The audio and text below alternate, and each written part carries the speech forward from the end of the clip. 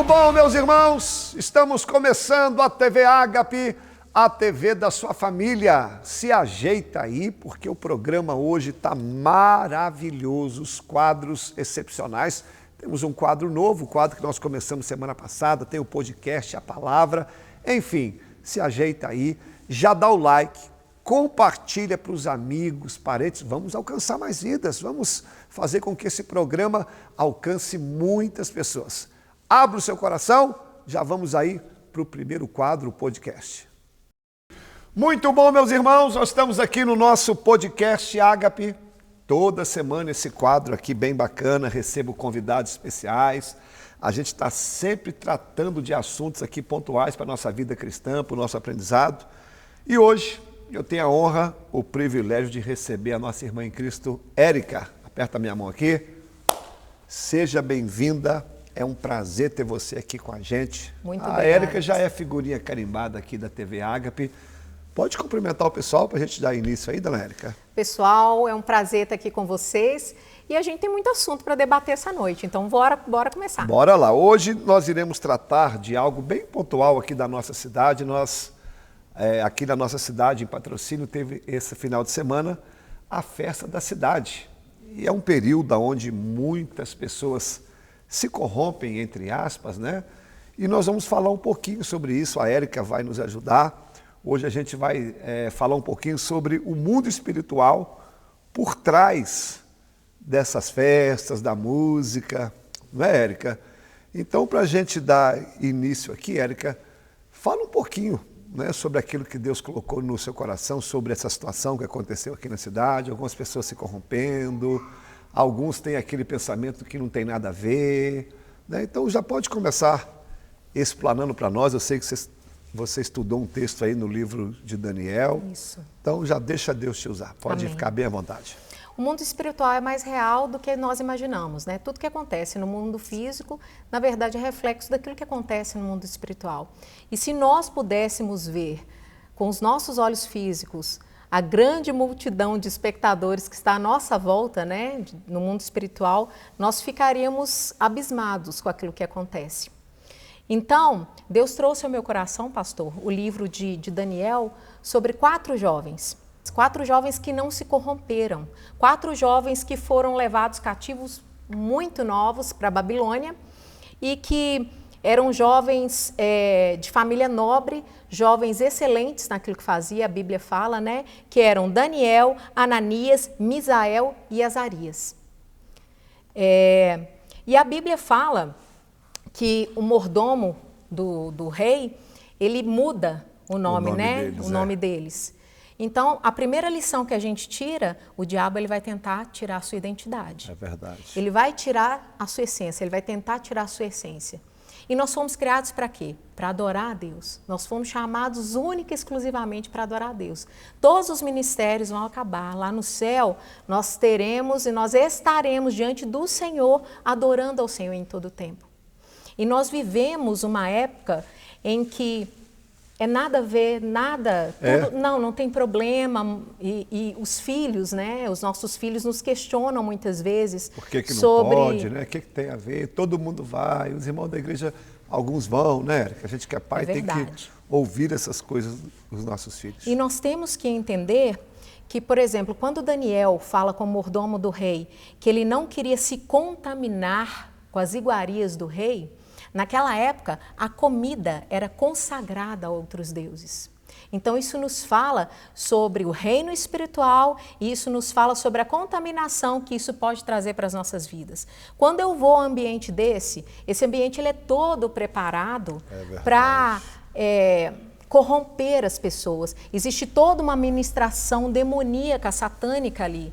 Então, quando você está presente num ambiente desse, você está sem cobertura espiritual e outra coisa, o que você vai trazer para sua casa? É verdade. Porque é muito interessante a gente falar sobre ambiência.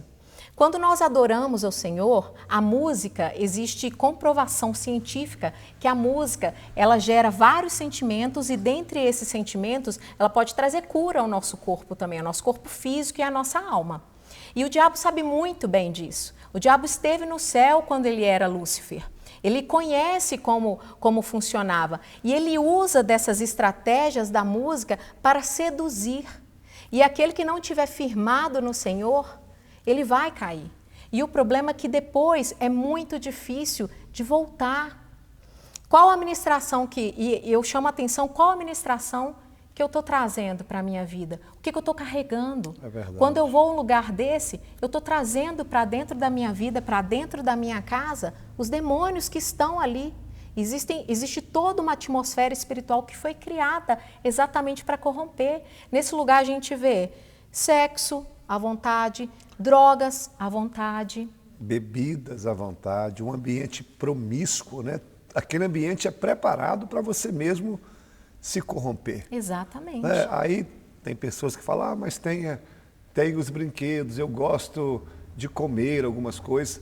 Aí eu vejo muito, Érica, a questão também do horário. Tem certo horário, por exemplo, os meus filhos, quando eram menores, eu sempre que levava eles, Érica, um dia depois que acabava a festa da cidade. O preço era até mais barato. Não precisava de ir nos dias que estava acontecendo e ainda pagava mais barato. Mas o que tem feito muitas pessoas se corromperem, como você disse aí, é o tal do nada a ver. Né? Não tem nada a ver, o pastor é chato, a igreja é chata, os crentes são chatos. Não é isso. Eu entendo que toda lei de Deus não é para nos punir, é para nos proteger. É verdade. Porque quantas pessoas que neste momento, a festa da cidade acabou tem 2 semanas, eu tenho certeza que essa festa da cidade pode ter provocado alguns términos de relacionamentos, igual hoje estão passando dias difíceis, sequelas do que eles fizeram com uma semana. Destruído inúmeras famílias. Aí por causa de 1 semana, 5 dias, eles perdem grandes coisas. É verdade. Né, Érica? E a Bíblia fala que Deus não divide a glória dele com ninguém. Deus é um Deus ciumento. Mas esse ciúme não é o ciúme que nós sentimos. E não é nada doentio. Esse ciúme que Deus tem por nós é zelo, é cuidado. E Deus, onde Deus está, Ele não admite que a glória dele seja dividida. Então, é aquela dualidade. Ou é o bem ou é o mal. Não existe como... que meio termo, né, Érica? Não existe ficar no meio do muro. Em cima do muro, aliás. Então, se eu não estou servindo a Deus, se eu estou num ambiente que não adora a Deus, eu vou automaticamente estar sendo conivente com as trevas e vou estar adorando as trevas. E vou trazer essa ministração e essa unção sobre a minha vida. Então, a ambiência da adoração, a adoração ela tem que ser um estilo de vida contínuo, onde eu entendo quem é Deus, onde eu entendo para que eu fui chamado e ter prazer de adorar aquele que é merecedor. Você já pensou um Deus que é tudo? Eu ser chamada de amigo de um Deus que é tudo.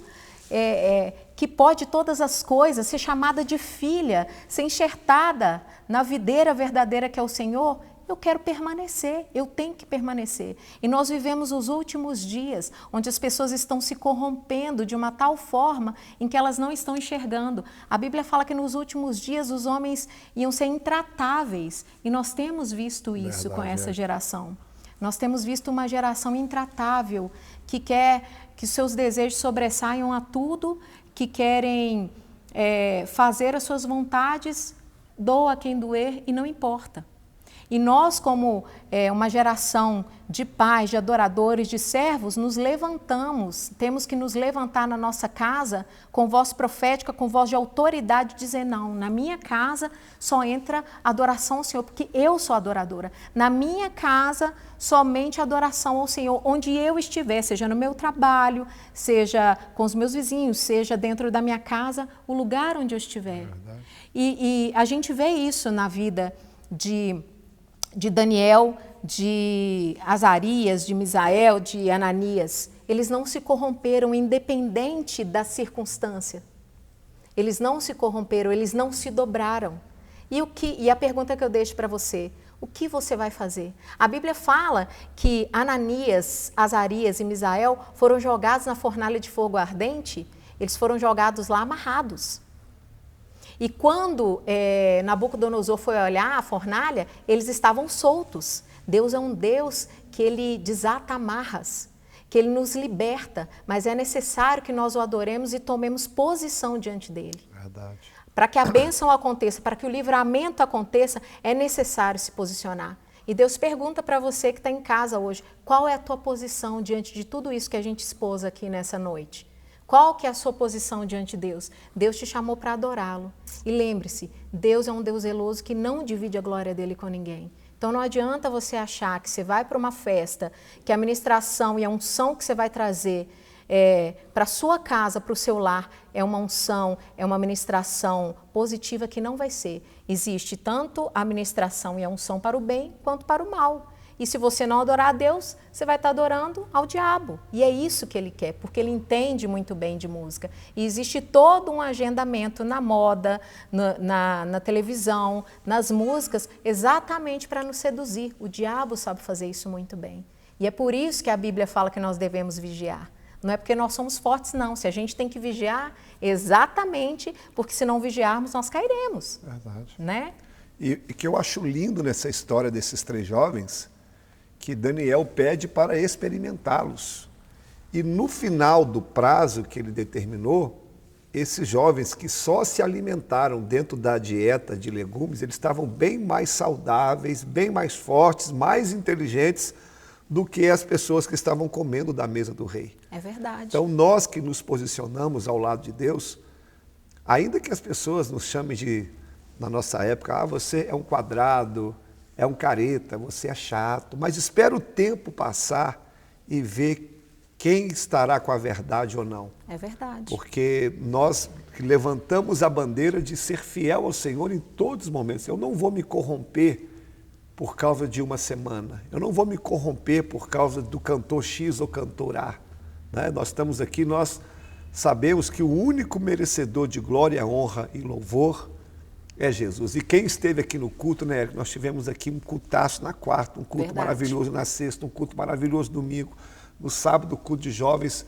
Gente, para que eu vou trocar tudo que Deus tem nos proporcionado por essas festas seculares? É verdade. Né, Érica? Então, eu te agradeço por trazer essa palavra de alerta, e os jovens que estão nos ouvindo aí, guarda isso no seu coração, não se corrompa, não vale a pena.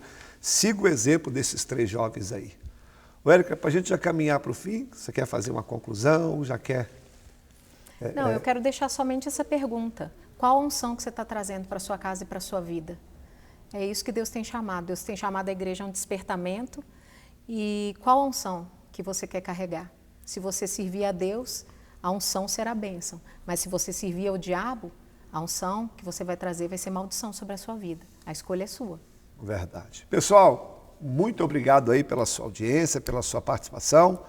A Érica é uma bênção. Érica, muito obrigado pela maneira que você e a sua família têm servido aqui ao Senhor. Eles vieram de tão longe, lá de Mariana, né?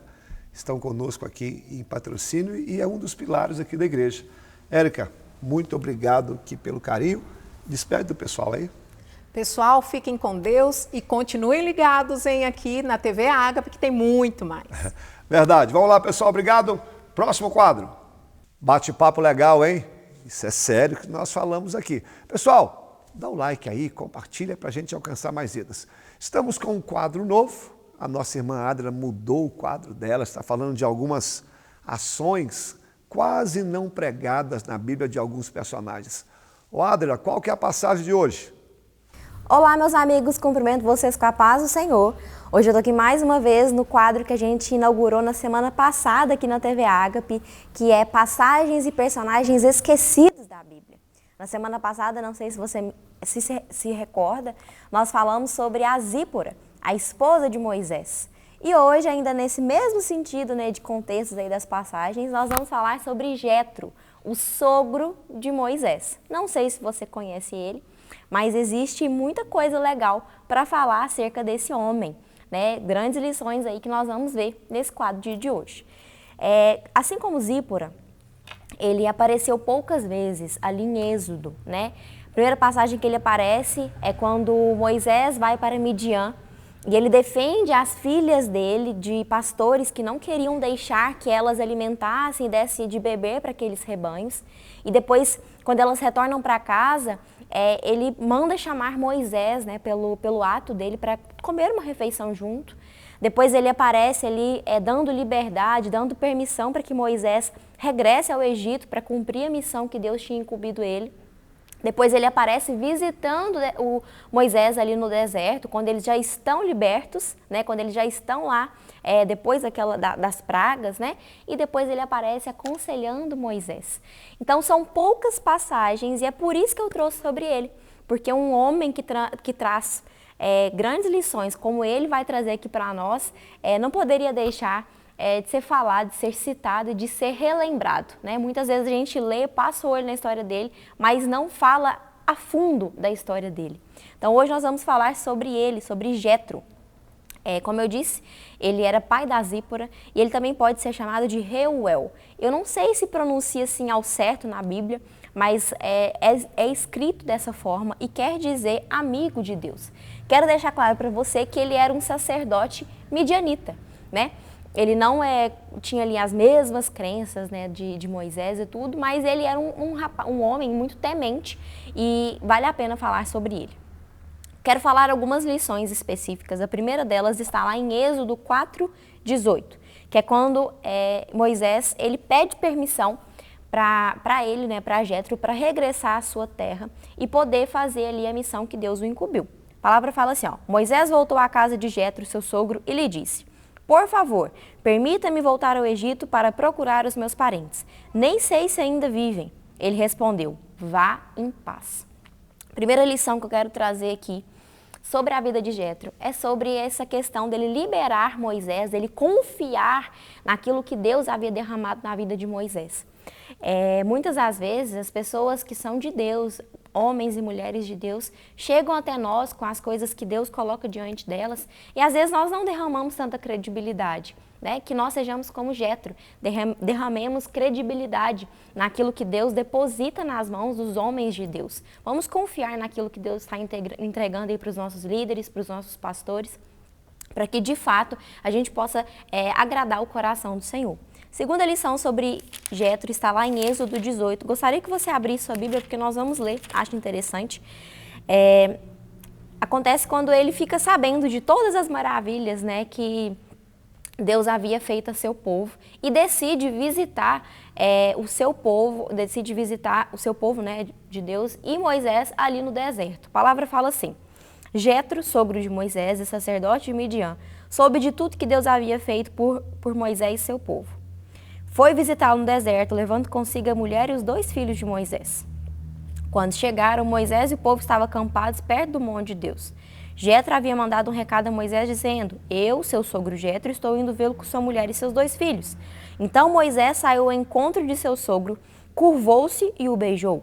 Depois de perguntarem um ao outro se estavam bem, entraram na tenda de Moisés. Ele contou ao sogro tudo que o Senhor havia feito ao faraó e aos egípcios em favor de Israel. Contou também dos apuros que tinham passado ao longo do caminho e de como o Senhor os tinha livrado de todas as dificuldades. Jetro se alegrou imensamente ao ouvir tudo de bom que o Senhor havia feito por Israel, ao libertar o povo das mãos dos egípcios. Louvado seja o Senhor, disse Jetro. Ele os libertou das mãos dos egípcios e do faraó.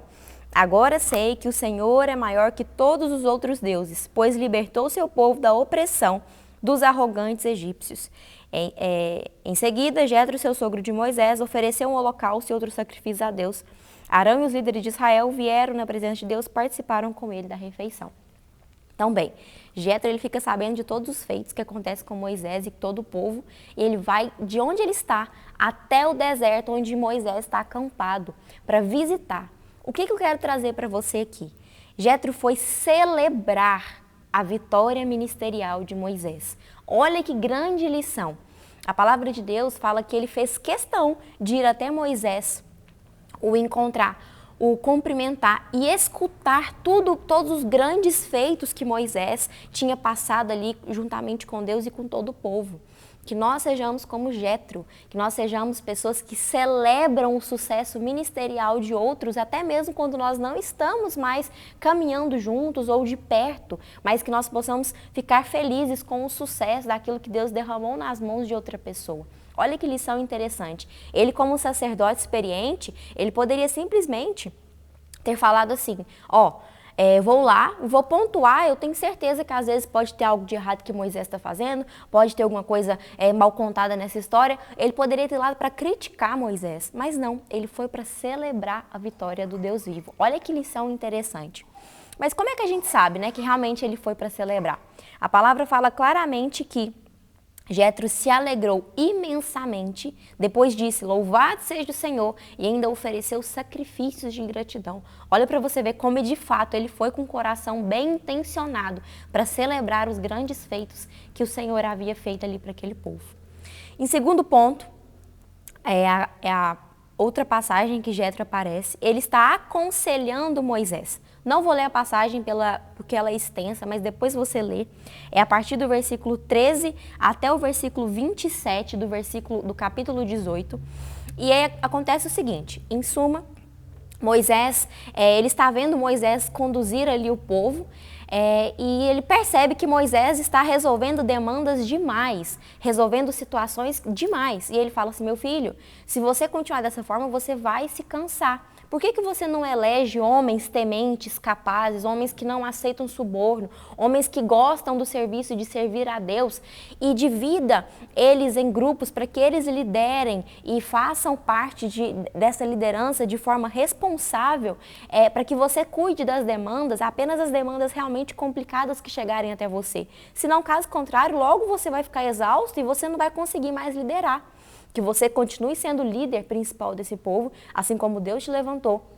Que você instrua, que você treine, que você capacite esses outros líderes que vai levantar, mas que você delegue funções.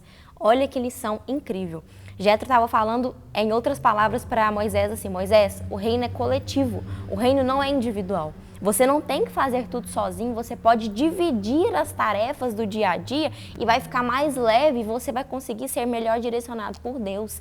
Ele estava ensinando a treinar líderes, a delegar funções e a mostrar que grandes líderes também criam e geram outros grandes líderes. Ele estava passando uma lição de sabedoria muito grande para Moisés. Olha para você ver que sabedoria desse homem, né? Ele foi ali humilde em reconhecer que Moisés precisava de ajuda. Falou, olha, seja humilde para pedir ajuda e receber a ajuda desses líderes.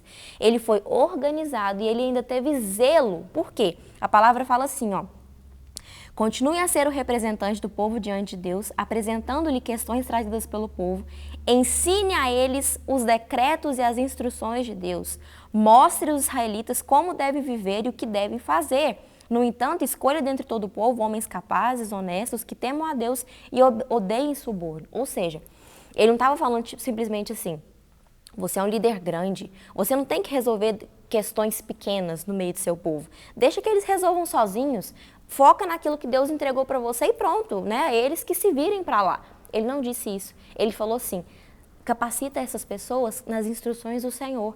Treine essas pessoas, instrua essas pessoas com base naquilo que agrada o Senhor. E aí você vai poder descansar e você vai poder deleitar e tratar de assuntos mais sérios. Olha para você ver o zelo que ele tem, o temor que ele tem, a reverência que ele tem com o Senhor. Então, Moisés, a palavra fala inclusive assim, ó, Moisés aceitou o conselho do sogro e seguiu todas as suas recomendações. Moisés, como um homem muitíssimo próximo de Deus, com certeza deve ter levado essa questão diante de Deus e Deus deve ter aprovado, né? Falado com ele, olha, segue o conselho porque é um conselho sábio, é um conselho segundo o meu coração. Então, e um fato interessante é se você ler o próximo capítulo, o Senhor ele vai se revelar ali no Sinai, que é quando eles de fato chegam ali no Monte Sinai. Olha para você ver como a organização ela pode preceder grandes bênçãos nas nossas vidas, né? Às vezes Deus estava ali só aguardando Moisés aprender essa grande lição para levar eles para aquele lugar, para entregar algo bom, bênçãos para a vida deles. Então, organize a sua vida, aprenda, né, a ouvir as instruções dos mais sábios, porque às vezes é só isso que Deus está aguardando para te entregar grandes coisas ali, como foi no Monte Sinai. Então, resumindo, Jetro foi um homem que confiou naquilo que foi entregue nas mãos de um grande homem de Deus. Ele derramou credibilidade na vida de Moisés.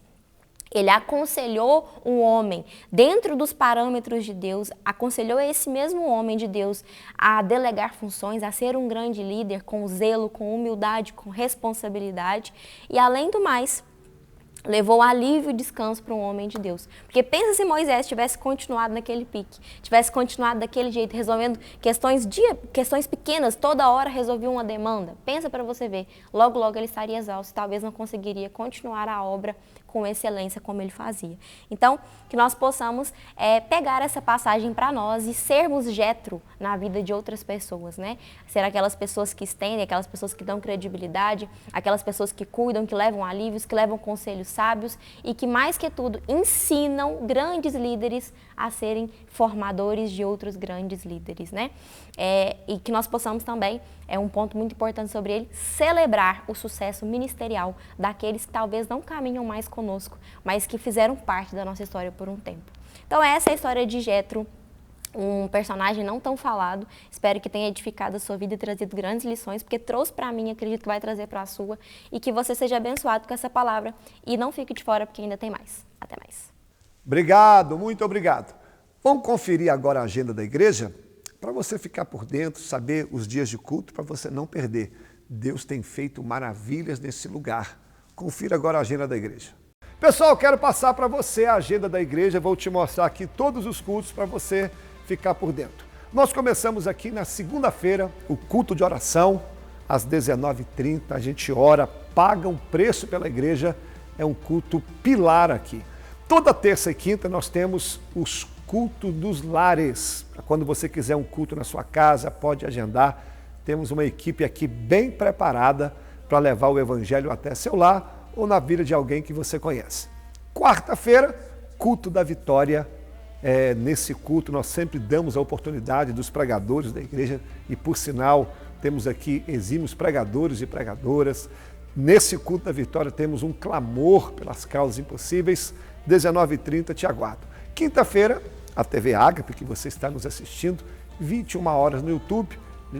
Toda quinta-feira esse programa tem falado muito com você. Sexta-feira, culto da palavra, culto de doutrina, culto de ensinamento, onde nós estudamos um capítulo da Bíblia, ou um personagem. Eu mesmo que ministro nesse culto. Eu só não prego esse culto o dia que eu não estou aqui. No sábado nós temos 2 cultos. Temos o culto dos adolescentes, às 17 horas, para você ensinar o seu filho desde novinho o caminho da igreja. E às 19h30, culto dos jovens, culto da mocidade. Os jovens se reúnem aqui e é uma bênção só. Domingo, 9 horas da manhã, a nossa escola bíblica, onde nós nos aprofundamos mais num tema, num livro da Bíblia, numa carta, onde a gente cresce mesmo espiritualmente falando nas Escrituras, porque a gente separa um tempo maior, né?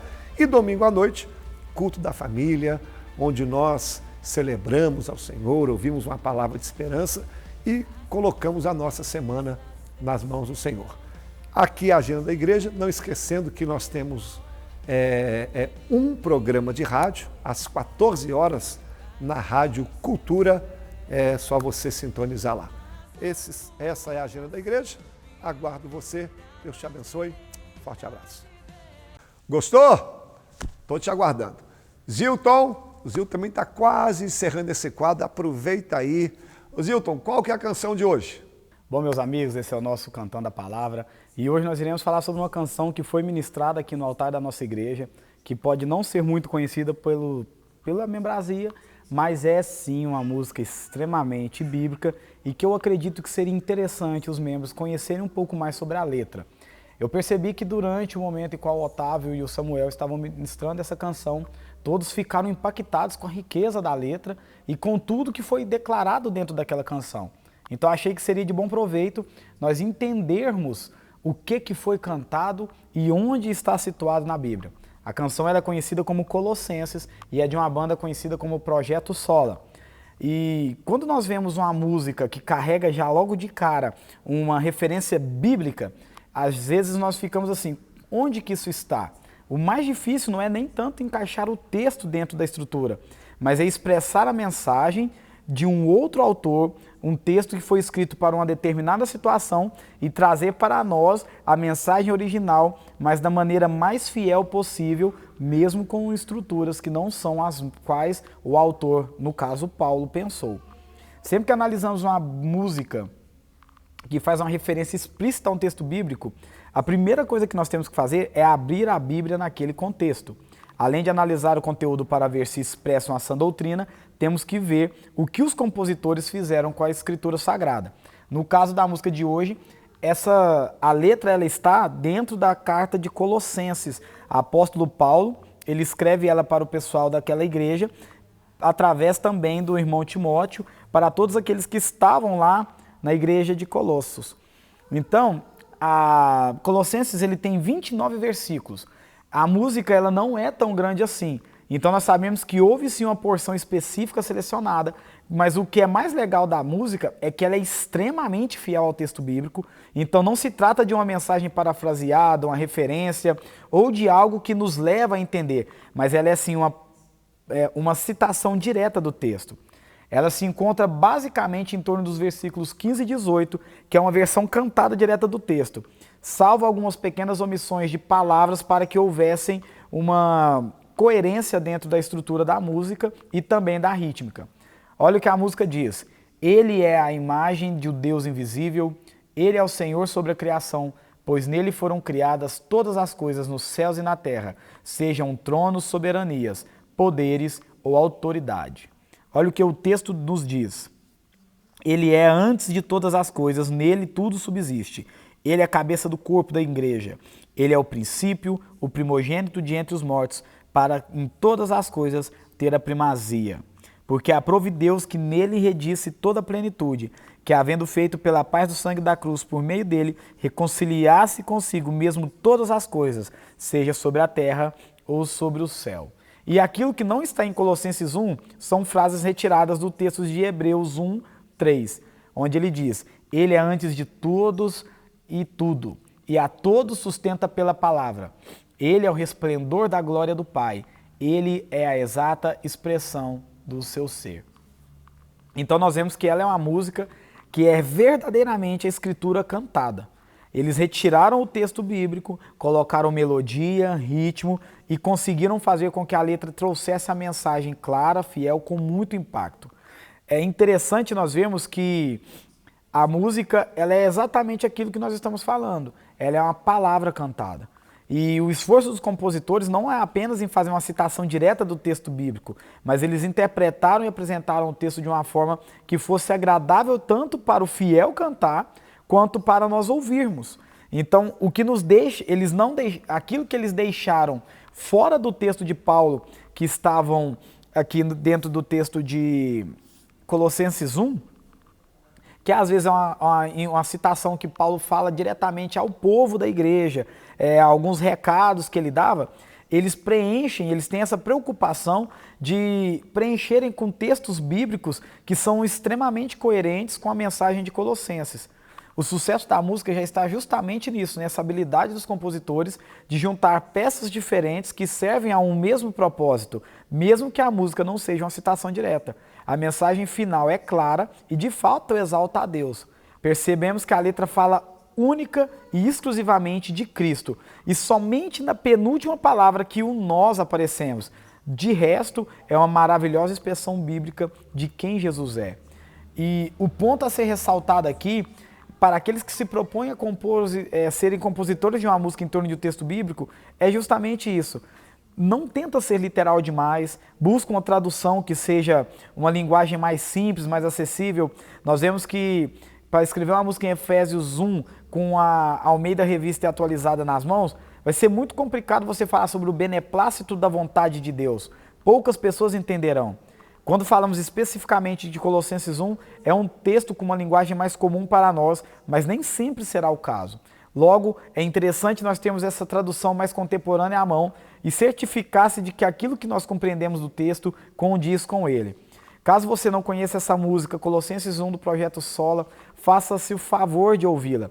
E, se possível, inclua ela na sua playlist, nas suas devocionais. Ela é uma música que te convida a olhar para Cristo e contemplar a Ele em toda a sua majestade, conforme é descrito na palavra.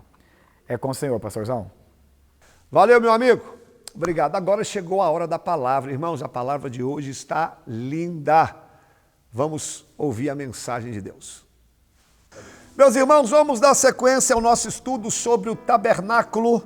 Já estamos aí quase na reta final, estamos falando dos elementos que compunham o tabernáculo. Se você quiser acompanhar todo o sermão, tem muita coisa boa, só você ir aí na Play Store, na playlist, né, daqui TV Ágape, tem todos os sermões. O que seria o tabernáculo? Seria uma tenda móvel que Deus escolheu no Velho Testamento para que ele se manifestasse para o povo, caminhasse com o povo durante a peregrinação do deserto. E esse candelabro, tudo nele apontava para Jesus, apontava para a igreja, para o nosso relacionamento com Deus. Ele era dividido em 3 partes: o átrio, o santo lugar e o santo dos santos. Nós, há 2 semanas atrás, falamos sobre o átrio. O átrio tinha nele o altar de bronze, o altar de holocausto, e a pia de bronze. E agora nós já estamos no santo lugar, um lugar onde somente os sacerdotes poderiam entrar. Ali o clima era muito gostoso, havia o cheiro do incenso, e ali havia 3 elementos. Semana passada nós falamos sobre a mesa dos pães da presença. Eram 12 pães que eram trocados todo sábado para o sacerdote se alimentar. Esse pão aqui simboliza Jesus, que Jesus é o pão da vida, Jesus é que nos sacia, que nos alimenta. E essa mesa dos pães nos ensina que a gente tem que se alimentar, a gente tem que ser fortalecido por Jesus. E hoje eu quero falar sobre o segundo elemento que tem no santo lugar, é o candelabro ou candeeiro. Quando você entrava no santo lugar, ele estava posicionado à esquerda. Eu quero ler com você, Êxodo 25, 31, diz assim, e também farás um candelabro de ouro puro, de ouro batido se fará esse candelabro, o seu pedestal, a sua haste, os seus cálices, as suas maçanetas e as suas flores formarão com ele uma só peça. 6 hastes sairão dos seus lados, 3 de um lado e 3 do outro. Numa haste haverá 3 cálices com formato de amêndoa, uma maçaneta e uma flor, 3 cálices com formato de amêndoa na outra haste, uma maçaneta e uma flor, e assim serão 6 hastes que saem do candelabro. Mas no candelabro mesmo haverá 4 cálices com formato de amêndoas, com suas maçanetas e com as suas flores. Verso 37. Também lhe fará 7 lâmpadas, as quais se acenderão para alumiar de fronte dele. As suas espevitadeiras, os seus apagadores serão de ouro puro, e faça com tudo conforme o modelo que foi mostrado para você. Vamos lá, o que seria esse candelabro ou candeeiro? Esse utensílio era ele que iluminava o ambiente. Ele possuía 7 hastes, uma ficava no centro e as outras 3 saíam. E ali era colocado o azeite puro com um pavio, colocava o fogo e esse candelabro iluminava o ambiente. É por causa do candelabro que havia luz naquele lugar. Esse candelabro, ele aponta para Jesus, porque João 3, 19 e 20 vai dizer que a luz veio ao mundo. Quem é a luz? Jesus. Mas os homens amaram mais as trevas do que a luz, porque as suas obras eram más. Porque todo aquele que faz o mal odeia a luz e não vem para a luz. E João 8,12, Jesus vai afirmar: eu sou a luz do mundo. É Jesus que nos ilumina, é Jesus que nos tira das trevas, é Jesus que ilumina a nossa vida. Talvez eu esteja pregando para alguém agora que a sua vida está em trevas, você não sabe para onde ir, você não sabe o que fazer. Jesus é a luz, é Ele que ilumina o nosso caminho. Então, esse candelabro aqui, primeira coisa, ele aponta para Jesus. Jesus é a nossa luz. E o Salmo 119, 105 vai dizer assim, que a sua palavra é lâmpada para os meus pés e luz para os nossos caminhos. A palavra do Senhor também, ela é luz, ela nos ilumina. Sem Jesus e a sua palavra, nós iremos caminhar em trevas. O mundo que nós vivemos está em trevas, as pessoas estão cegas, estão sem direção, mas nós que servimos a Deus, nós temos Jesus para iluminar os nossos caminhos e nós temos a palavra do Senhor como lâmpada para os nossos pés. Por isso que o cristão tem discernimento espiritual. A gente enxerga que eles não enxergam, a gente vê o que eles não veem.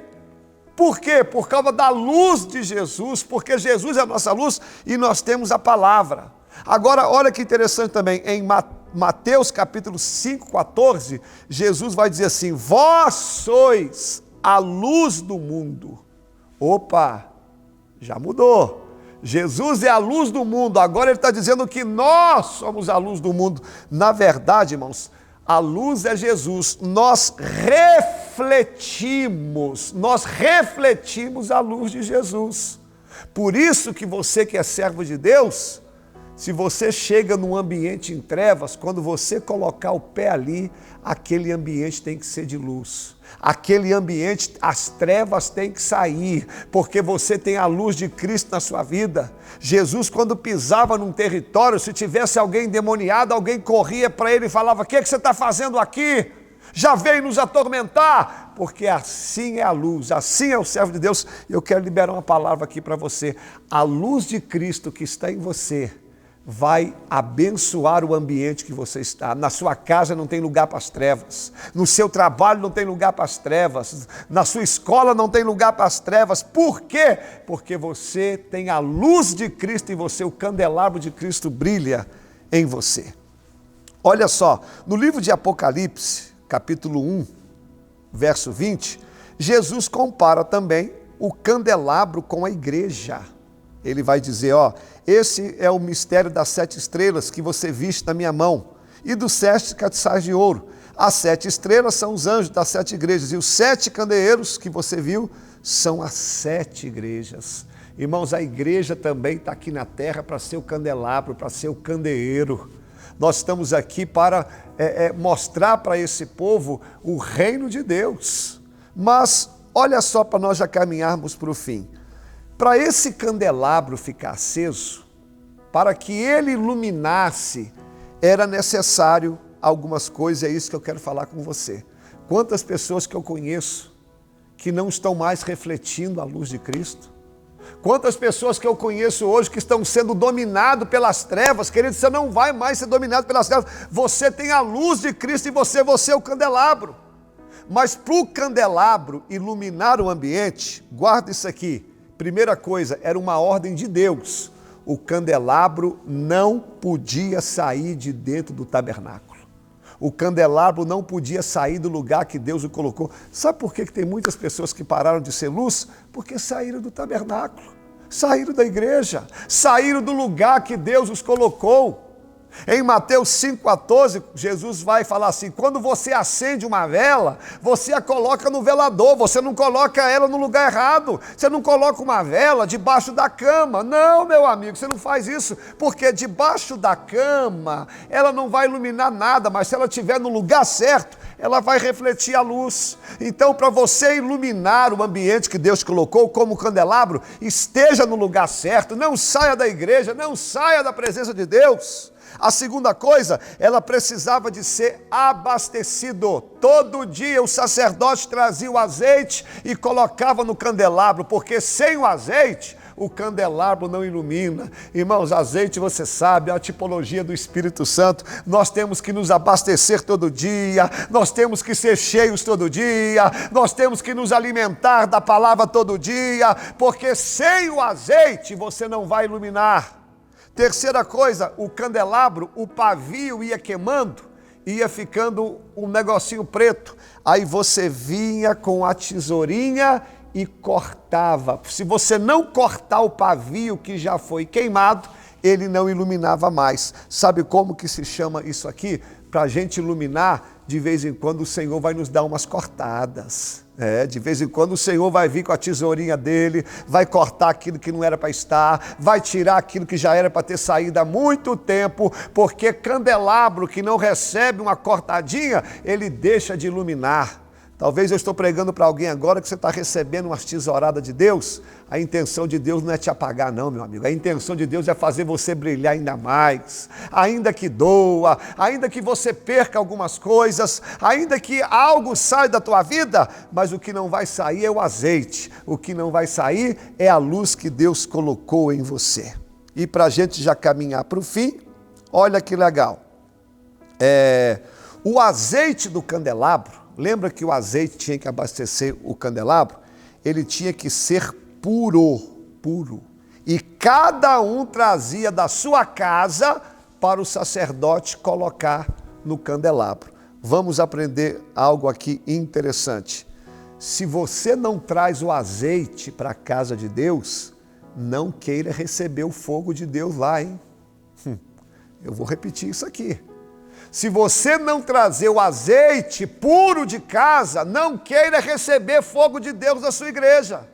Porque o azeite sou eu que trago, a adoração sou eu que trago, o louvor sou eu que trago, a oração sou eu que trago. E quando eu chego na igreja, Deus vai derramar o fogo dele, entre aspas, sobre nós. Traga o azeite de casa. E outra coisa, o azeite puro. A Bíblia faz questão de dizer, azeite puro fala das primícias. Deus tem que ser a primícia, Deus tem que estar em primeiro lugar. E é fácil de reconhecer um azeite puro e um azeite que não é puro. É, pastor? É porque o azeite, quando não é puro, só dava fumaça, não tinha fogo. Irmãos, o crente que não é puro, só tem fumaça. Mas o crente que é puro, o crente que tem azeite puro, não tem fumaça, ele é cheio do fogo de Deus, ele é cheio do fogo do Espírito Santo. Ele era batido, espremido e não moído, que era colocado num pilão para ser pisado e depois uma pedra em cima. O crente, irmãos, o Senhor permite a gente passar pelo pilão, o Senhor permite a gente ser esmagado, a gente permite a gente enfrentar algumas situações difíceis, mas é somente para o azeite puro sair, para que a gente tenha óleo para trazer para a casa de Deus. E eu aqui termino a palavra dizendo a importância do candelabro. João capítulo 1, verso 4 e 5. Nele estava a vida era a luz dos homens, e a luz resplandece nas trevas, e as trevas não a compreenderam. Deixa eu terminar dizendo, sabe por que muitas vezes Deus permite a gente viver em momentos escuros? Porque você é luz. O Senhor te colocou nesse lugar para iluminar. O Senhor te colocou nesse lugar para você ser referência. Talvez a sua casa hoje você não entende que só porque você é cristão, só porque você está enfrentando isso, é porque você é luz. E quando você chega nesse ambiente, você vai mudar esse ambiente. As trevas não podem derrotar a luz. Por mais densas que sejam as trevas, por mais escuros que sejam as trevas, quando a luz chega, as trevas têm que ir embora. Então recebe essa palavra aí, você tem a luz de Deus na sua vida, você é candelabro. A partir de hoje, você vai iluminar um ambiente, porque as trevas não podem apagar a luz que Deus colocou em você. Vamos orar? Vamos falar com Deus. Vamos orar. Senhor, nós apresentamos cada um que ouviu essa palavra, essa mensagem. Hoje nós falamos um pouquinho sobre o candelabro, sobre o candeeiro. É aquele instrumento que iluminava aquele lugar. O Senhor é o nosso candelabro, o Senhor é a nossa luz, o Senhor que nos ilumina. A tua palavra também, ela é lâmpada para os meus pés. E o Senhor disse que nós também somos a luz do mundo. O Senhor fez com que a sua luz refletisse em nós. A igreja do Senhor também, ela é luz desse lugar, ela é candeeiro, ela é candelabro. Mas que nós não venhamos sair do lugar que o Senhor nos colocou, que a gente venha ser abastecido todos os dias de azeite e que a gente aceite os seus cortes e a sua correção. E nós iremos trazer para a tua casa o azeite puro, para que haja fogo, para que haja luz nesse lugar. E às vezes nós precisamos de ser moídos, espremidos, para que a gente também saia de nós o puro azeite. Eu entrego essa pessoa que ouviu essa palavra, que o Senhor abra essa porta, que o Senhor cure essa enfermidade, restaure essa família. Pai, que nós venhamos a cada dia mais ser cheios da tua presença. Eu abençoo o teu povo, em nome de Jesus. Amém e amém. Assim a gente termina mais uma TV Ágape. O programa hoje foi uma bênção. Muito obrigado por ter ficado com a gente. Não esqueça de dar o like e nem de compartilhar. Permitindo Deus, semana que vem estamos aqui. Um abraço. Paz do Senhor. Fica com Deus.